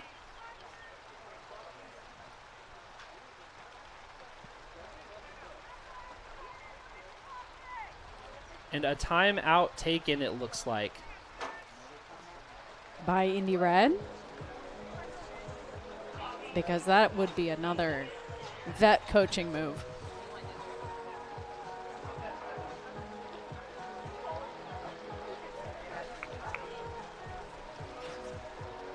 We're getting the call that the Indy Red took that timeout, in fact, so KK, your instinct correct. Looking to go sit an offensive line out there here at the end of the quarter and secure and cement this break opportunity with 21 seconds left, our last opportunity to play possession frisbee through the end of a quarter. Remembering that the fourth quarter is classic football rules. Time expires, the disc better be in the air.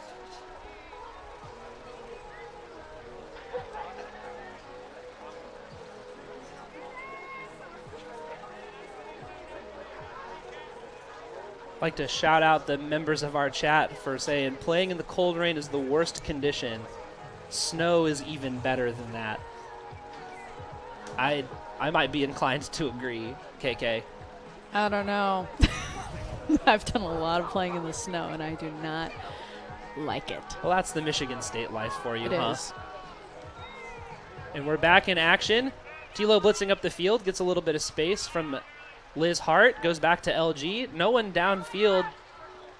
What a skying grab from Eliza Hutchings. Comes down a little funkily, but advances the disc up to Rachel Mast. 5 seconds left in the quarter, and the Red have plenty of time. They don't need to invent pressure on themselves. Disc well run out by Tilo as time expires at the end of the quarter, and all that the Red need to do is play careful, calm frisbee. Disc swung over to Rachel Mast. Looks up the sideline, doesn't like it. And Tilo, a danger on that sideline with all of the whole field available for that variety of lefty throws. Fakes off LG into the middle. Disc is almost blocked. Pat And grabbed it even though it was blocked by Kit. And Indy Red is winning by 1. What a turn of events. An incredible score, Tilo to LG. Red has taken let's get the lead. another look at this.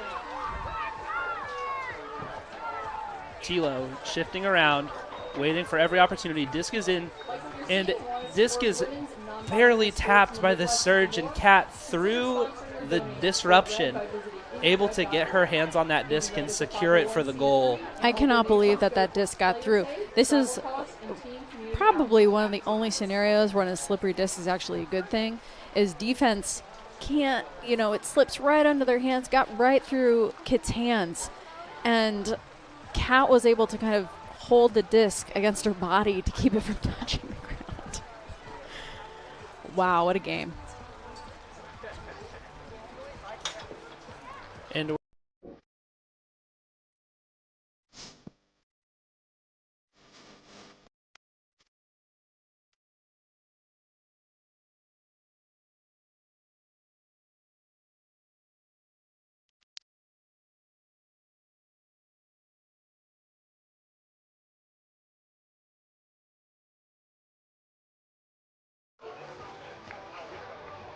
here at the end of the third, we'd like to acknowledge our sponsor, Discraft. The Discraft Ultrastar is the official disc of the Premier Ultimate League. Discraft, the world leader in disc sports. We'd also like to thank Breakmark. This live broadcast of the Premier Ultimate League is brought to you by Breakmark Ultimate Apparel. Go to breakmark.com to place your next custom team order, or check out the PUL Athlete collab shops. 3 straight scores by the Indy Red. A hold, a break to tie, and then in a beautiful moment, 2 points back-to-back with perfectly placed timeouts. The Red able to shift out offensive lines each time and capitalize, pushing ahead 8-7. I believe the first lead they've had on the Philadelphia Surge all game, going into the fourth. That's right. And this game is a game of momentum.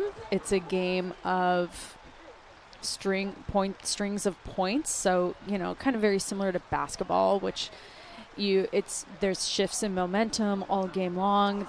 It's very similar in that way. You can have shifts in momentum, and you can see that the momentum is shifting right now into Red's hands.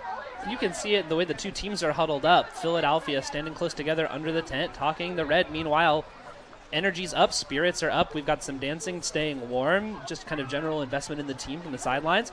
We'll see if the energy shift continues to play out this way. Nothing is ever assured, nothing's ever guaranteed, and if any team is capable of kind of punching and punching back, we know that Philadelphia can. They've already shown that to us this game. But, you know, anytime that you can capitalize on the way that energy is going, especially on a day like today, we hate to keep bringing up the weather, but it's just kind of as plain as anything else. You know, so thick that it's visible from the cameras. We have one more quarter to go. It's such a tight game, which also means that you're going to see tighter lines. With Red receiving it, it appears as though we're going to see a lot of repeat players, people crossing over from O to D.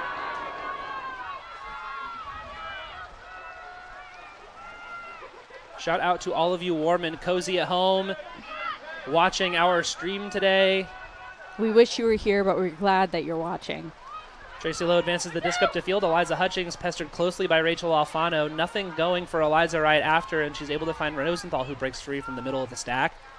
Little floater ahead to Rachel Mast. Nobody on that close corner cone. There's LG, though, sailing down, moving the disc to the middle of the field. Mast stays in the backfield with her. Doesn't look upfield despite the ankle break from Tilo. There's Rachel knocking on the doorstep.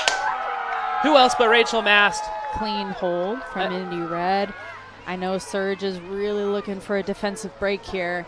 Looks like their heads are hanging a little bit. They're walking back to the line. Red 9, Philadelphia Surge 7. Surge is going to have to find a way to energize their defense. And that poor Surge player is going to have to find themselves a physical therapist after Tilo broke her ankles so poorly. Maybe a potential wise decision from LG not to throw it. Sometimes if you make such a great play like that, the energy, the adrenaline can be so high. You're trying to throw it to the open player, and it's just a split second where you get too excited and overthrow. Wise decision from LG. Let's pull all the way back to something we talked about early today, KK, the importance of having veteran leadership on your team. We had that huge opportunity to advance the disc up to Tilo, but it was really the well-timed cut from Gibbs, you know, back on this team in 2025. Knew exactly when to come in, gave Tilo plenty of time to clear out and to take their defender with them, which then let Gibbs come in and collect that disc nice and easy for the goal. Emily Moeller, disc on the sideline. Whether purposeful or not, Red has been pulling it over to this bottom of your screen sideline to trap them on the sideline. It seems to be paying off, but Surge has no problem swinging it, getting it back into the middle of the field. Foul, no contest on the reception from Sarah Liang, followed closely by Lily Hobday. Disc is moved up the field. That's number 9, Sarah Hironet. Riley Dixon on the mark. Forces the kind of drop back swing to Moeller. We have not talked about the importance of size in this game. Having a player like Moeller who can just generate so much room with their frame, what an incredible tool to have between that and the big throwing lefty. There's an abundance of riches on this Surge O-line. Logren flares out, steals, stops the initial around look, but there's the inside look collected by Hironet. And after a little bit of clunkiness, the Surge are back in the end zone. Surge scores, number 9, Sarah Hironet. Clean hold from their offense. Philadelphia 8. And getting it over to that break side, over on the kind of top part of your screen, is the most advantageous for the offense to be in, as the defense is set up on the other side.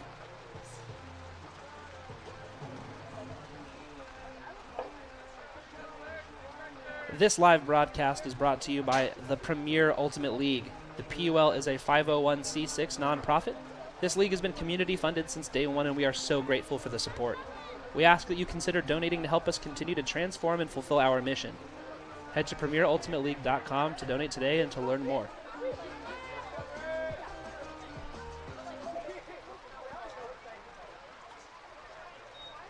Disc is up.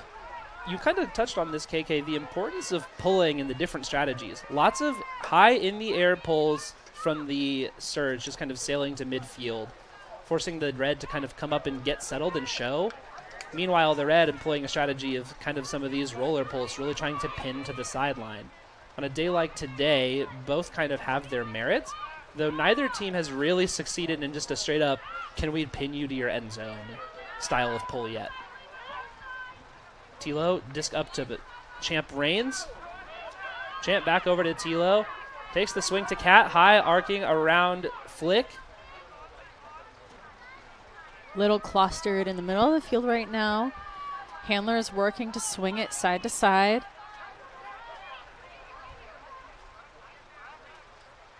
Worth acknowledging that when this red O-line, highly populated by hybrid players who are very content to play hybrid ball, you have to wonder, as we talk about chemistry, doesn't matter, the disc is away.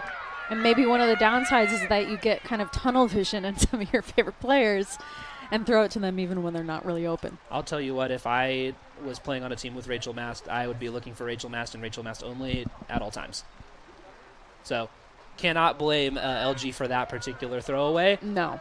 But it's going to give Kit Astron an opportunity to marshal the defensive offense for the surge, see if they can't earn that break back.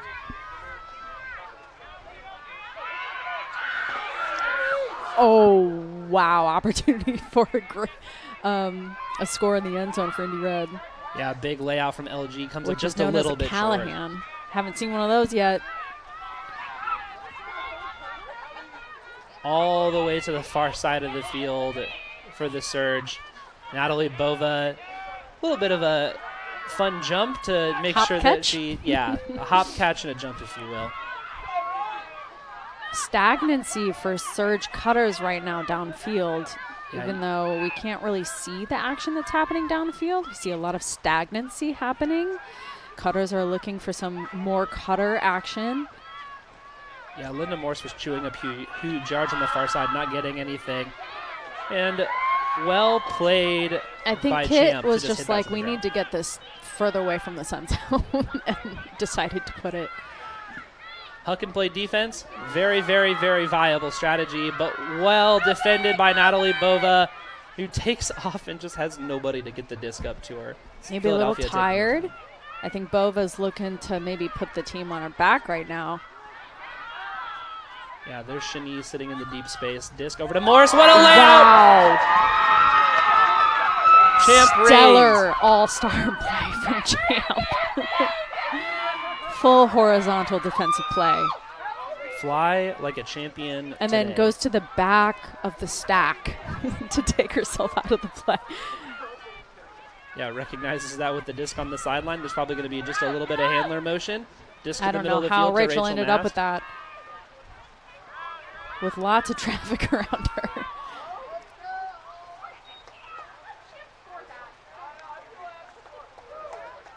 A little bit of confusion, maybe a foul call. Kat McGuire signaled for the score, but we've got to resolve something in the middle of the field. Thank you, Soto and Addie, for your hard work today, observing today's game.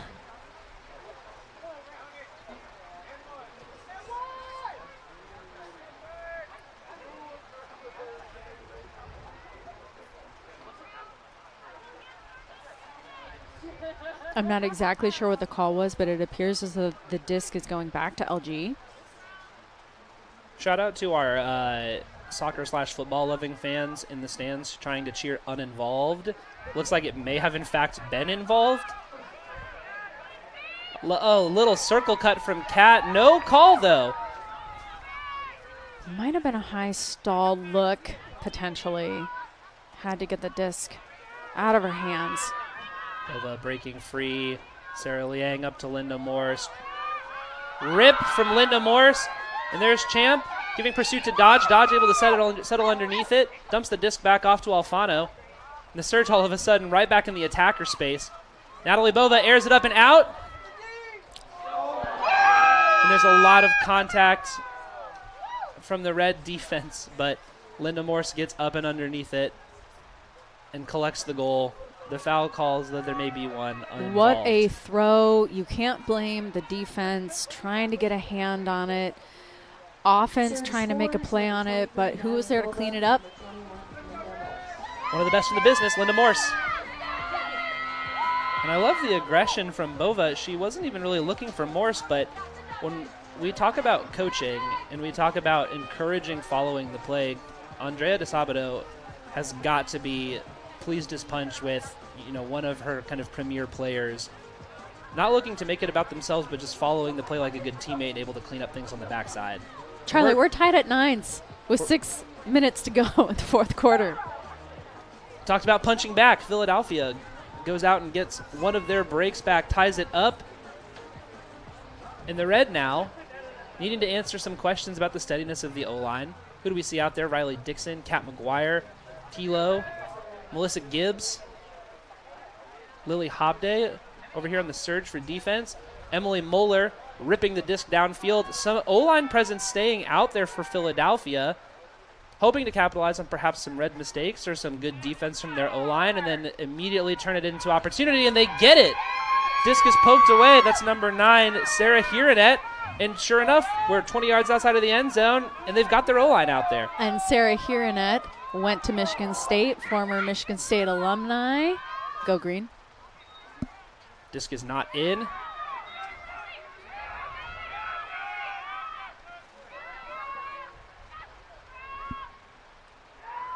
And a fortunate drop on a bid attempt from Philadelphia gives Indy the disc.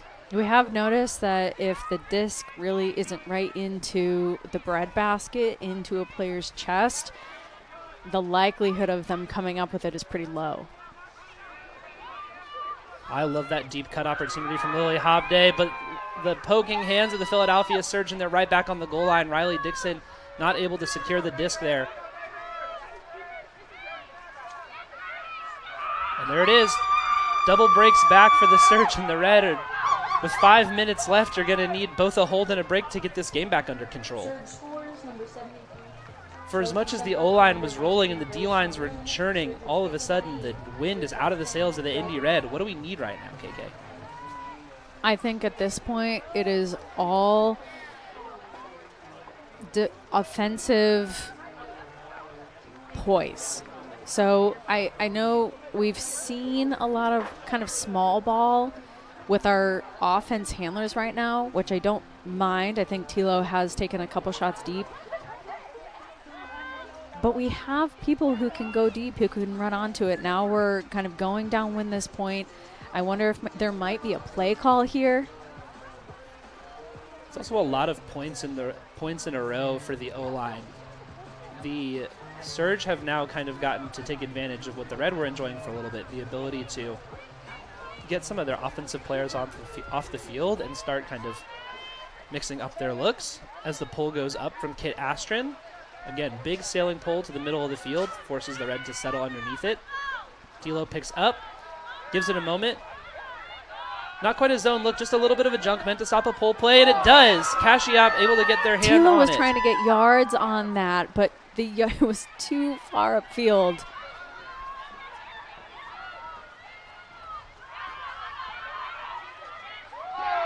There it is, Wow. right back, LG. And she got it back. Life is good with LG on the field, pokes her hand in to keep Astrin from making the catch. Still a little bit of a junk look from the Surge, not settling into person just yet until they've figured out what the Red are looking for. They're trying to get yards with the poach, but it's a little... Oh, wow, Tilo. That might have been the most Tilo throw of all time. Just let me get it up to the Really person that I making her trust. teammates work here. I think Surge is putting a wise, poachy... I think it is a zone. Yeah. I know they are known for their poachy handler defense, but this looks to be a zone, and Tilo wants to send it right over the top. Yep, Scuba ahead to Squid. Tilo has McGuire for free, though. Kashiap threatening that kind of back dump space. Kat, a fantastic hybrid player, can cut, can handle, plays offense, plays defense. Fakes the hammer. just trying to keep the defense a little bit honest. And the one thing that the Surge are doing that has to be recognized is after not showing a zone the entire game, busting it out in the last 5 minutes when you have the lead, the Red now, without having seen this really, have to piece together this zone in real time while also remembering that the clock for the first time all game is really not in their favor. You cannot possess the disc through to the end of the game.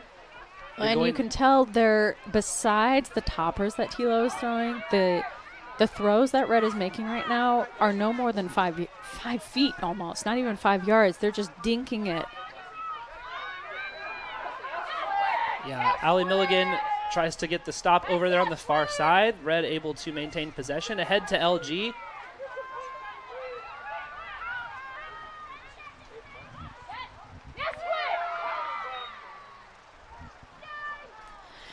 It looked like Squid kind of bear hugged the disc as she was falling to the ground, but it was a score. That's the least controversial diving grab that we've had today. No two ways about it. Squid gets it hand underneath the disc and pins it to her body. Marked as a goal by the observers, who have final say over ins and outs and goals. I appreciate that zone that Surge is putting out. I think that's actually a very wise choice. They shoot up half the clock. We have started that point with 5:08 left, and here we are at 2:32, and the Surge are receiving. They don't need to do anything else except play possession ball. It's on the Red to go out and generate a block here in the next 2.5 minutes, and then convert it as well. Otherwise, we're going to overtime.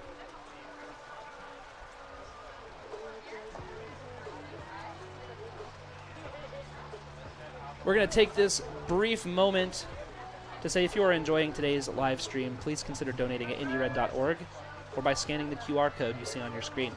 IndyRed is a 501c3, and all donations go towards player pay and travel costs. Disc is up, middle of the field, sliding about 5 yards across the middle.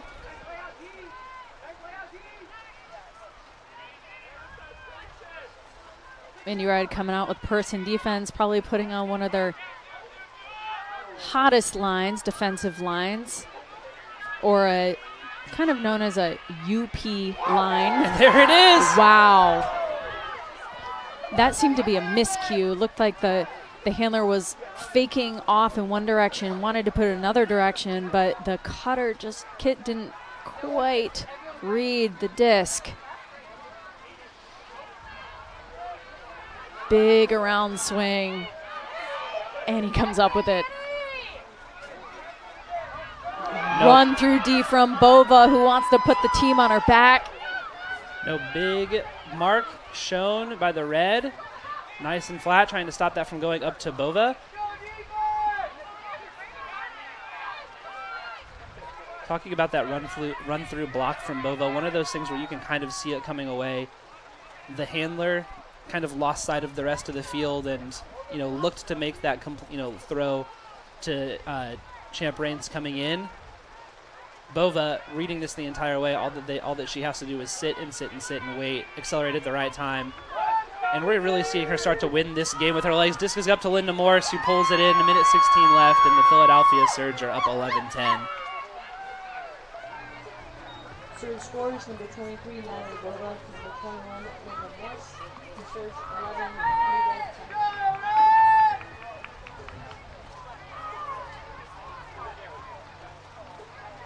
So here as the disc goes live.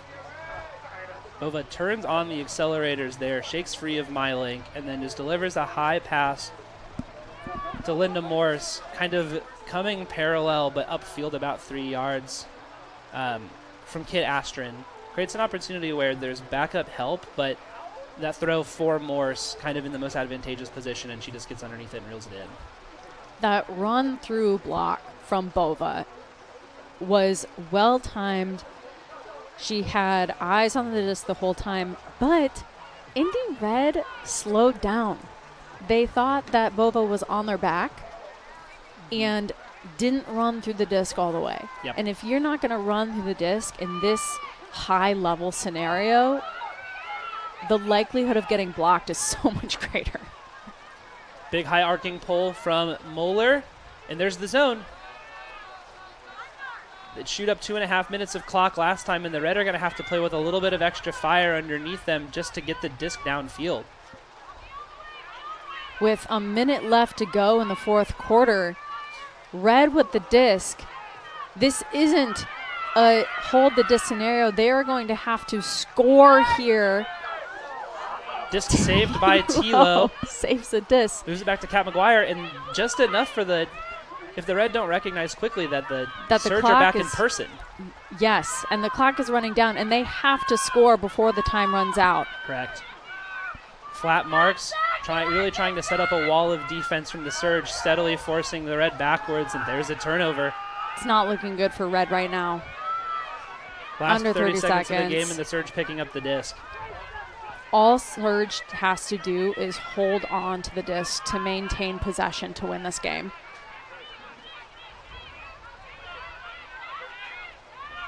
Emily Mueller, low side of the field. All they have to do is hold on to it. 4 seconds left. And that's it. And that's the game. Wow. We almost had a buzzer beater scenario. And instead, the Philadelphia Surge regaining possession. They are going to take this one here in Indianapolis, 11-10. The Philadelphia Surge advancing to 1-0 to start their season. Indianapolis Red falling to 0-1. First game of the season, huge win from Surge. I also think in a mental scenario, huge win for Red, who lost by quite a lot more last year. So I think that this is a huge testament to the increase of Red's skill and poise this season. Absolutely. Additionally, though, when you think about this game and you look back on it, there's going to be the opportunity to cement any lessons learned. What's your number one takeaway as the Indianapolis Red going back to, talk about this in the locker room and plan your practices going forward? I think at this point you're probably need to spend a little bit more time talking about offensive poise. I think defense did a great job coming out here keeping Red in the game by getting a few breaks, especially those 3 breaks in a row to come up ahead. Offense is going to have to spend a little bit more time working on maintaining possession. Absolutely. Philadelphia Surge can rest their hats on this one knowing, hey, we're okay going on a run. We're okay having teams take runs on us, and we know that we have the ability to bounce back and keep fighting through it. The trades of 3-point runs ends with a Philadelphia Surge victory, 11-10 over the Indianapolis Red. Thank you so much for joining us today. For Kristen Kovic, a.k.a. KK, I'm Charlie Lowe, and we'll see you next time here in Indy.